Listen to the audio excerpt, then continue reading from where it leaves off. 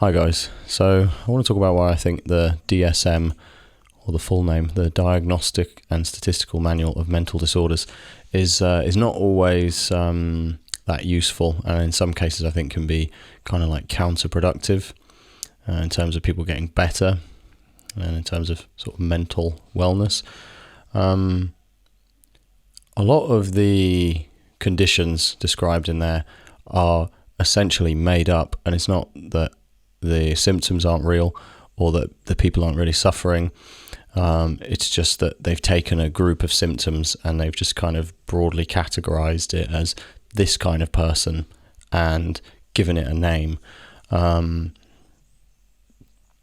not things that you could detect in a blood test. They're not things that have any tangible presence. It's effectively a stereotype. And I don't mean that to say, oh, it's like a derogatory stereotype or it's some kind of thought crime. I just mean that it's that is just what it is. It's a bit like saying someone is moody, right? Like, that's subjective, and many, if not most, of the conditions described in the DSM are subjective.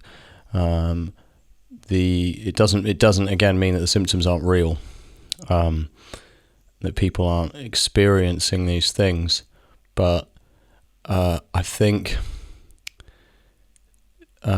defining people in a way that is too definitive is quite dangerous for a number of reasons.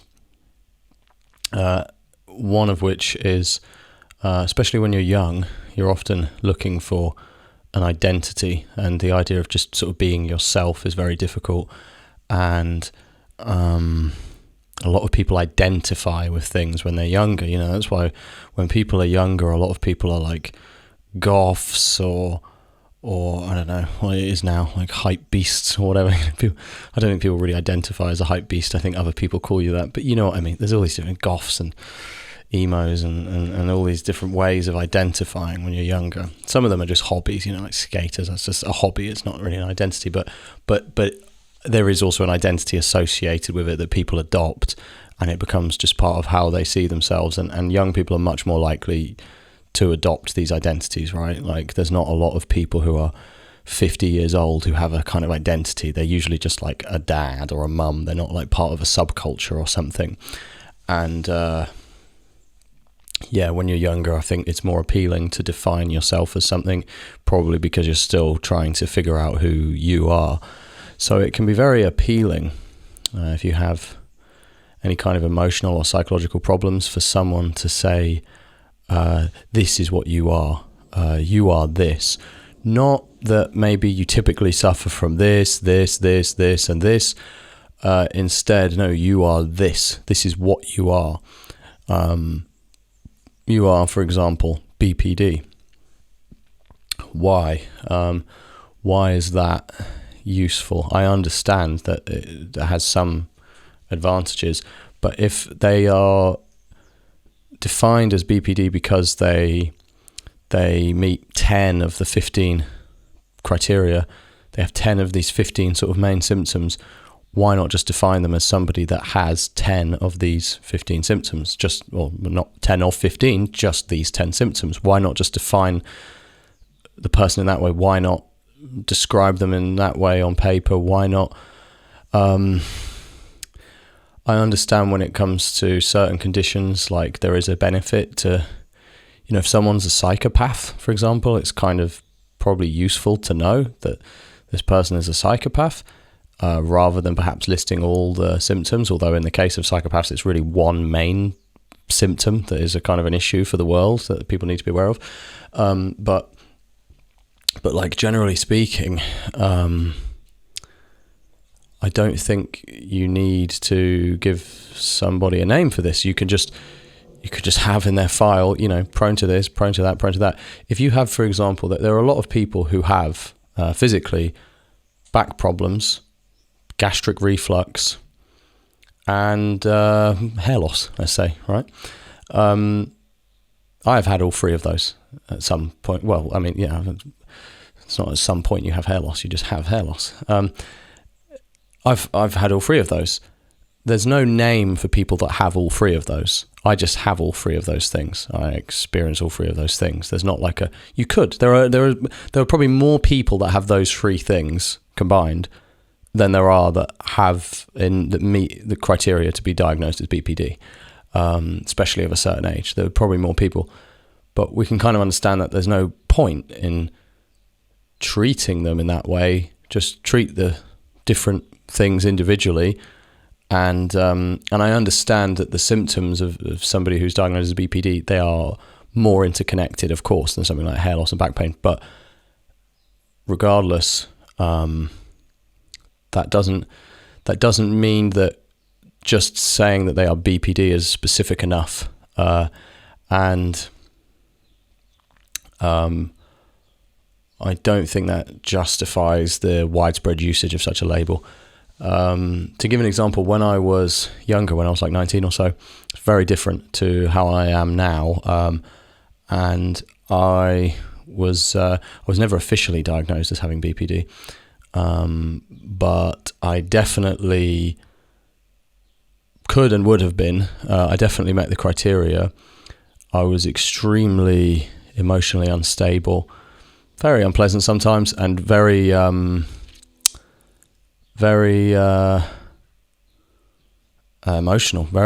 and very I don't know if there are words to describe it, but intense, super intense, basically. I could be anyway, sometimes I seem normal and other times I was like super intense. And then I also dealt with like quite profound feelings of like emptiness and not having a feeling like there was nobody inside me. I was not really a person, and a lot of anger, a lot of sort of just like neediness with people, and a lot of narcissistic, very volatile behavior, and many things that would, have qualified me as having BPD. So despite not getting an official diagnosis, I kind of latched onto this because, again, when you're younger, it's appealing. Having a name, being told you are this, even if it's not a person telling you that, even if it's just something you've read online and something you've decided, it's some form of external acknowledgement or validation, and it gives you some kind of identity. And I started to look at online communities for people who had these various different conditions and personality disorders and stuff. And I began to say, I do this because I have BPD, and I do this because I have BPD, and I cannot do this because I have BPD. And I don't think it needs to be explained why that's not good, why it's bad to refer to your own actions in that way, and why it's frequently counterproductive.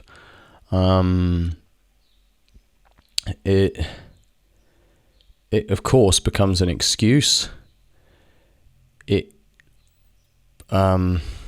reinforces ideas about yourself. It's a very defeatist notion. It's like I can't get in the swimming pool because I have a wheelchair. Except in the BPD example, you probably can. Like, you probably can overcome these things. At the end of the day, you are still a human being with agency and willpower, and anybody can choose to do anything at any moment. Of course, your physical body does not always permit. Of course, your interpretation of reality does not always permit you does not always give you access to the same information that everybody else has. But when it comes to willpower and freedom of choice, that is one thing that to some degree, ultimately, like, we all have. And so, yeah, there are some physical limitations people have that literally stop them from doing things. And there are some sort of mental and psychological limitations people have that stop them from doing things or make certain things very difficult. But I think you have to be very careful defining it so rigidly. I cannot have a meaningful relationship because I have BPD. That's a very bad place to start. In my view, it's much better to start with I frequently undermine my own relationships with excessively needy behavior, or by treating others in a selfish way. And I don't mean that the way that you define things always has to be critical of yourself, but talk about what's actually happening in a more specific way, instead of just grouping all of it under this umbrella of I have BPD and I cannot do this, or I have BPD and that's why I did something wrong, or I have BPD and that's why I'm causing harm to myself or others.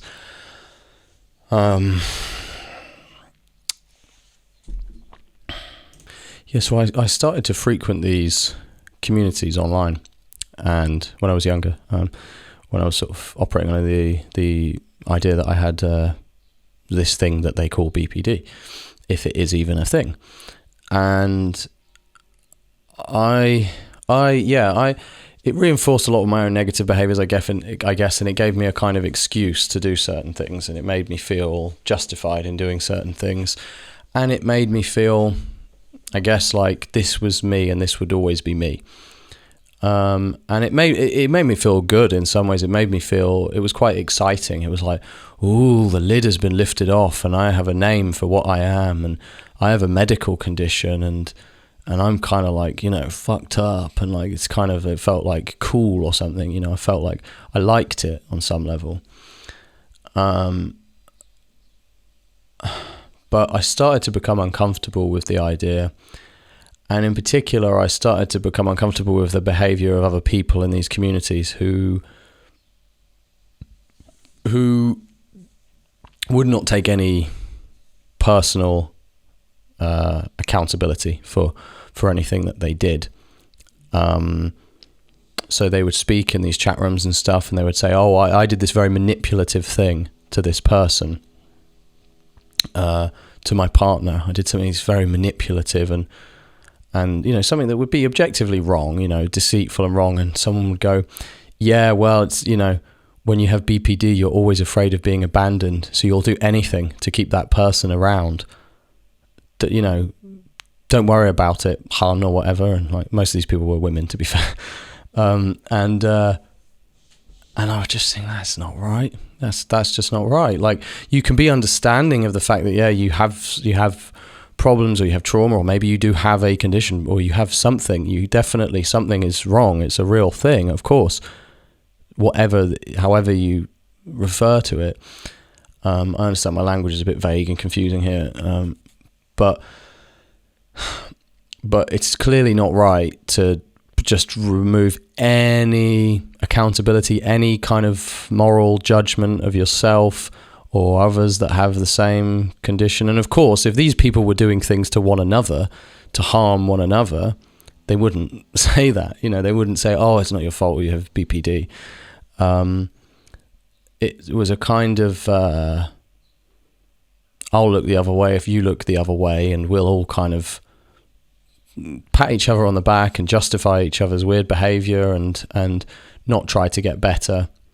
And you could take the same approach but just push each other to get better. Of course, you could say, well, yeah, this is something that is typically difficult for people like us, but it's definitely important to consider the other person's feelings in this situation. Sure, that could fit in with the existing framework. I just don't think the existing framework is necessary. And for all the ways in which you can treat people by saying, you have this, you are this, because that's what they're saying, really, you are this. For all the ways you can treat people by doing that, I don't think you lose those when you switch to a kind of symptom-based model instead of a labeling people. I don't think that there's... I think what you stand to gain is by changing that model is much greater than anything you stand to lose. And I can't speak for any and all conditions. I know there are some that are a bit more objective and where the symptoms are a bit more distinct and where it's not as vague as something like being basically extremely emotional and volatile, because that is essentially what it is. And I know there are commonalities beyond that, but essentially it's like being extremely emotional, extremely volatile, extremely intense, and feeling certain things very strongly and not having the feelings you have not always being appropriate, and then as a result externalizing that in inappropriate ways. That is more or less it. And when you think of it as that, it's a very different thing, and dealing with it becomes a very different prospect. And therapy helps a lot of people. Medication arguably helps some people. I think it comes at a cost, and I'm not always sure it's worth it. And of course, there is a multi-billion-dollar industry dedicated to proving that medication works, and there's no multi-billion-dollar industry dedicated to showing that it might not always work, or that it might have very bad effects, or that maybe it's not an ideal solution, or that maybe there are easier alternatives that don't require dependence on pharmaceutical industry or the or on therapy, on anything that you have to pay for, basically. So that you have to bear that in mind, that for all the apparent success of these things, both therapy and pharmaceuticals are huge industries that generate tons of money. And like any huge industry, you have to be a bit skeptical of anything that like Coca-Cola, for example. They fund a lot of obesity research, like loads, and quite a lot of the research seems to lean their way, which is maybe just a crazy coincidence, but most of these industries do a lot of lobbying, and there's not a lot of money on the other side of the but there's an idea I see a lot on Reddit and places like this, for example, where they'll say, especially Americans, they'll say, oh well, if you're sick, you take medication, right? Like if you have diabetes, you take medication, to compare, for example, depression or BPD or something with diabetes. Well, you don't always take medication for diabetes if you can treat it through other means, or at least you shouldn't take medication if it's not necessary. And if you can treat your diabetes through other means, type 2 diabetes, for example, there are tons of ways you can treat this without medication. And it's frequently a lifestyle related thing. Things like intermittent fasting, focusing on the GI number of foods that you eat and stuff, loads of supplements, loads of dietary changes and things. Many people have completely cured themselves without the need for a lifelong dependence on an expensive medication. Sure, if medication is the best and only way to go, then yeah, it's good to take medication. It's great that we have that option. But it's wrong, I think, to refer to ultimately kind of subjective conditions as being the same as things that you can literally detect in a blood test. And B, I think it's wrong to imply that everything that there exists a medication for should be medicated with that medication. Neither of those things are true necessarily. There are a lot of things where there are medications available, but doesn't mean that you have to take them. If you are dehydrated and you have a headache and you take a bunch of paracetamol, the headache will go away. Doesn't mean you needed to take the paracetamol. It got rid of your headache, sure, but you probably could have drunk a litre of water and your headache would have gone away. This is the same, in my view, for a lot of mental and psychological conditions. I wanted to talk more about this in a different video, future video, but if you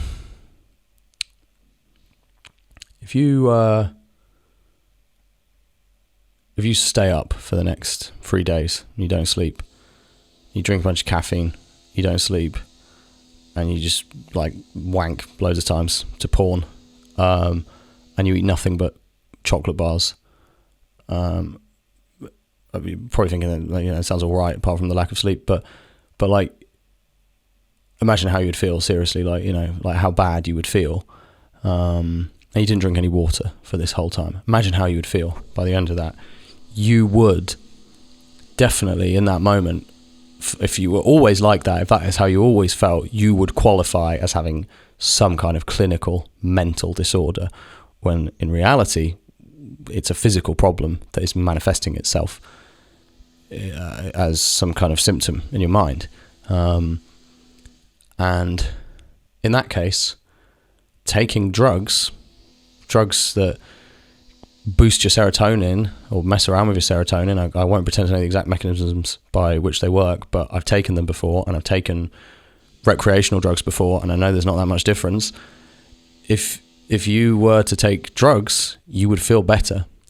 Does that mean that you've solved the problem? Does that mean that was the only way you could feel better? Does that mean you needed to take those drugs? Is someone benefiting from you taking those drugs? Yeah, someone's making a lot of money.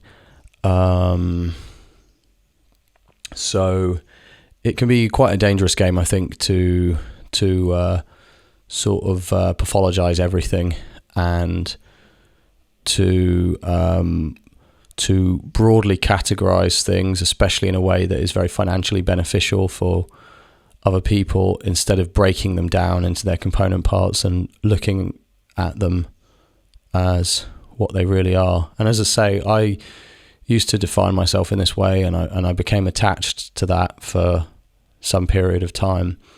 And now that I'm an adult and I know who I am and I have an identity as myself, I can't imagine anything worse, to be honest. I can't imagine anything worse than someone telling me, no, the reason you're like this is because you are this, you have this. The thought of that really annoys me. If I do something wrong, I want it to be I did something wrong. If there's something unique or different about me, I want it to be unique or different about me, not I'm special because I have some kind of medical condition. I just don't. The lines that have been drawn around all these different types of people and these different types of symptoms and all these shapes we've cut out and said, this is this is this. We could have done that in a completely different way. We could have categorized those things completely differently. Maybe this is the most efficient possible categorization system, but that is all that it is a categorization system for the most part. That it is subjective. It just is. You could take the criteria, say the 10 or 15 things, whatever the criteria for BPD, remove 5 of them, add 5 different ones. Many people would still meet that criteria. Change the name of it. Swap some of the symptoms with another condition. Maybe less people would meet those criteria, but people would still meet those criteria. People could still be defined as being objectively those things under those criteria. So to me, that calls them into question, and their validity and their widespread use into question. I see a lot of it. I see a lot of people, before they've even said anything about themselves, in YouTube comments and things, I'm this, I have this, I'm something spectrum this, I have this, I'm a high functioning something, I have this disorder. I think it's more important to be you and to understand yourself deeply, and I think this discourages people from doing that personally, for the most part. Sure, it can be a huge relief in some ways. I'm really not denying that there are benefits to it.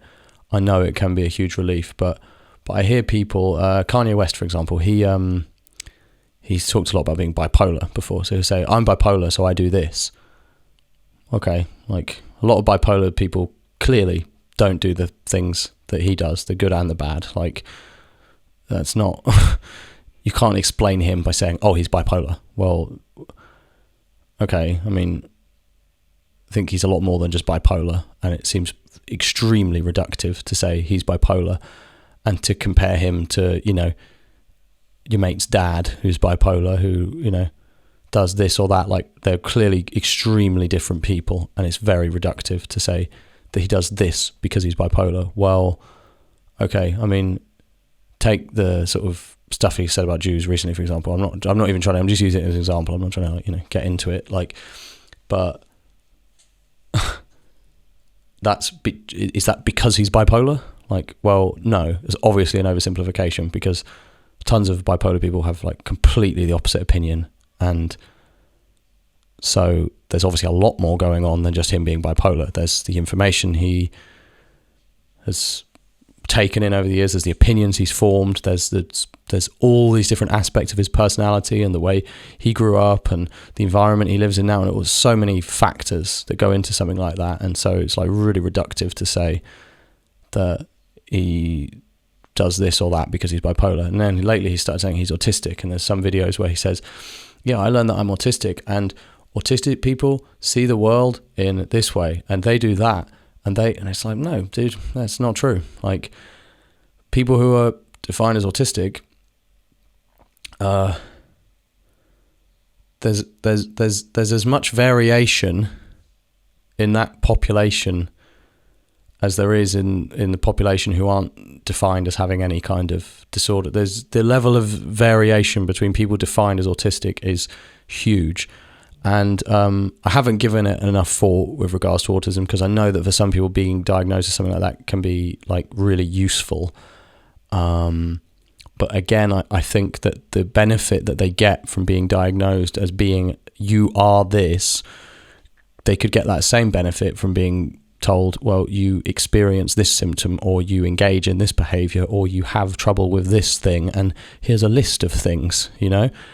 And maybe you can tackle those things one by one, and they're specific to you, and they're not damning, and it's not a label, a needless label.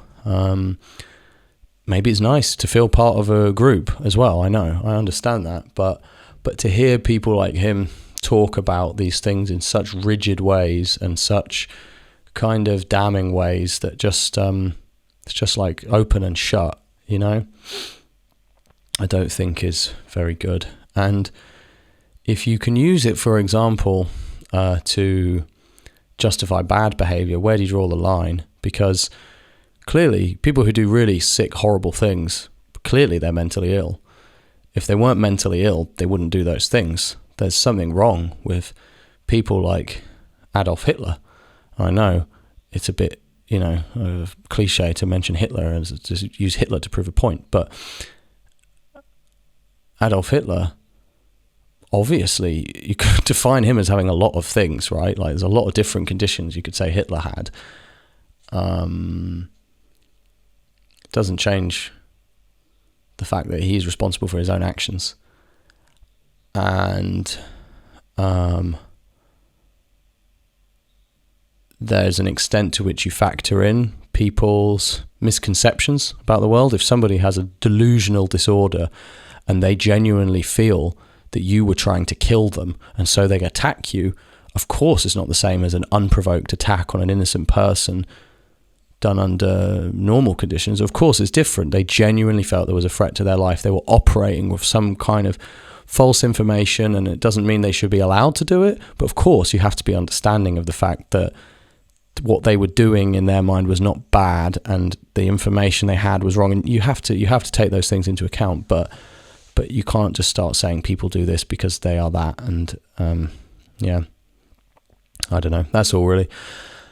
I haven't explained it perfectly. I don't feel hugely like, I don't know. I would prefer to have been clearer in how I explained it. And obviously I'm not like, you know, in any way really like qualified. It's just my opinion. But it's an opinion I've built up over years of observation, and I guess it scratches the surface really of how I feel about sort of modern psychotherapy and psychology, and I think there is a lot more wrong with it than just this specific aspect. There's too much to get into in one video. We'll probably talk about it more in further videos.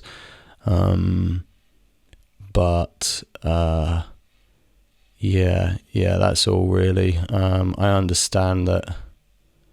I understand I haven't explained it super clearly, and I understand that perhaps there's hypocrisies or contradictions in some of the things I'm saying. I haven't taken the time to really, really plan it out. I'm kind of thinking out loud and just giving my opinion on it, but yeah, I guess if some parts of it make sense to you, then good, and yeah, something I'll probably talk about more in future. Thanks for watching, guys.